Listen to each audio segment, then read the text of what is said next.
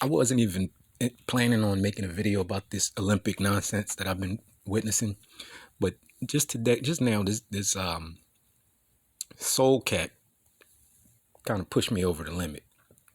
So here I am looking at this soul cap, and as you can see on the little symbol on the side is 3 hexagons. So that's 3 6-sided shapes interwoven. You deal with that on your own time. Now, the reason this got me a little annoyed is because everybody's talking about the Olympics and everybody's talking about racism. Nobody's talking about sports. It's just all this race talk, which I'm so annoyed with. I really don't like hearing about this stuff because I know that the TV is creating these stories. Now, this is not real. These are not real incidents. So they're saying that the young black swimmers are disappointed and heartbroken by a decision to ban a swimming cap from the Olympics that made to cover their hair. Now, what I don't understand is if you've been swimming and you've been swimming so long that you in the Olympics, why suddenly you need a special hat to swim? You knew what you have to wear to get into the water. You know that you can't come out with no new fancy hat. You can't wear a football helmet in the water. So what make you think they're gonna allow this crap? So that's how I know it's not real. Because what you've been wearing all along.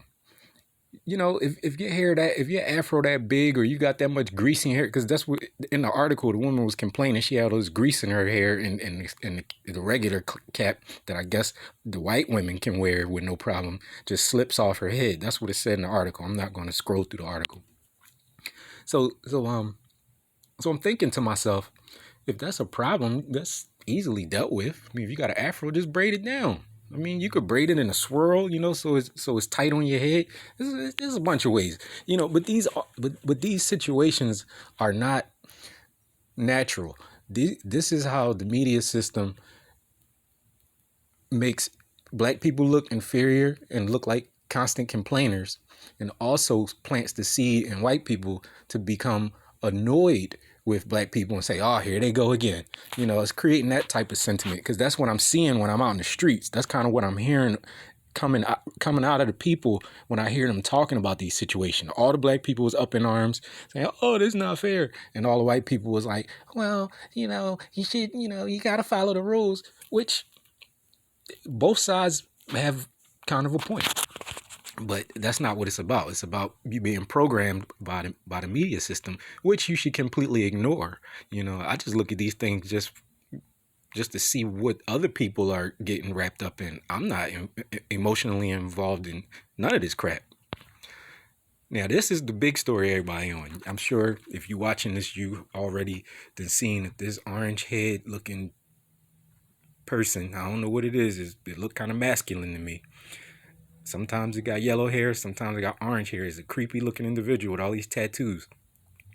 But this person, supposedly the story is her mom died, and then she resort to smoking weed to make herself feel better, knowing that she got a drug test because she in the Olympics in the next couple days and test positive, and now you can't run for 30 days, and now all the people in the Twitter game, fake ass Twitter shit, they all popping up in her defense, trying to say how she's being treated unjustly because she black. Come on with this, man. Like this racism got to stop. Because let's just put this in perspective. If this was your daughter, not even your friend, if this was your daughter, if you a grown person and this was your daughter, and her mom died, and you know that she got to run in the Olympics, and you done been with her since she was probably 10 years old, running track, invested your whole life into this. She all about track, taking her to the gym, taking her to the track meets, getting her massages and therapy and all of this stuff. And then you mean tell me she dumb enough to go roll up a blunt or eat an edible? I don't know how she took it. It said she ingested it. So she gonna go and take marijuana deliberately, knowing you got a drug test. That is completely absurd to me, and I don't believe it. I don't think that anybody who is in the Olympics is dumb enough to do that. I could see her getting a shot of Hennessy or something, having a drink, but not weed, because you know you can't do that shit because you're gonna get kicked out. You know, it's like if you're on probation or parole and you want to smoke weed the night before you go in for your drug test. What would you say to somebody who did that? Well, a regular person. You would say you's a damn fool. You wouldn't be all in their defense like, well, they shouldn't have locked you up. You knew what was going to happen when you did that. So that's why I'm saying this can't be real. These stories cannot be real. This have to all be media propaganda because I don't buy it. I think it's just racism that they just pushing and the people is falling for it left and right. And back to this person, I don't know who know this person personally, but I don't trust no female on TV to be a woman, especially when they muscular like this. Because check this out. You see that person in that dress? That's a man. That's a natural born man. Caught my eye. I was like, wow, that's a pretty woman. And then I looked trans. Oh, damn. Caught me slipping. You know what I'm saying? So I'm just keeping it real. So here's another picture. Now, which one of them is a natural born woman? I don't know. I think they all men.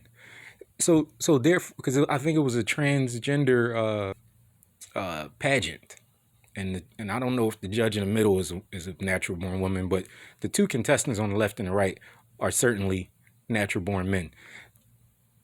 Now, keep it real. If you saw these women walking down the street, these people walking down the street, you would assume that that's a beautiful woman. Don't even act like, come on. Looks are deceiving, and that's the name of the game. So that's all I wanted to say is I don't trust none of this crap on TV. I think that people need to pull the plug on their TV.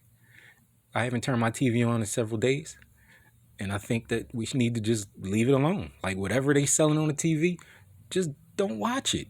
I don't care about COVID or none of that. Just leave it alone. Whatever the TV is saying, just ignore it. For real. Like you don't need that in your brain. That's what I'm trying to express. That's what my sentiment was that made me decide to do this quick little discussion, because too many people is getting emotionally entangled in this stuff. Like they really got passionate feelings about this. Like the same way I'm passionate about telling you fuck all this shit, don't even bother.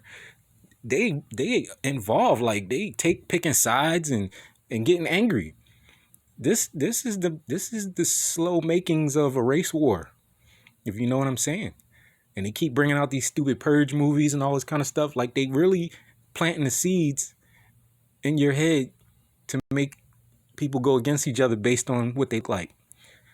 And the transgender agenda thing is just right up in the middle, getting you more off your family life and what you should be doing at home and taking care of your business.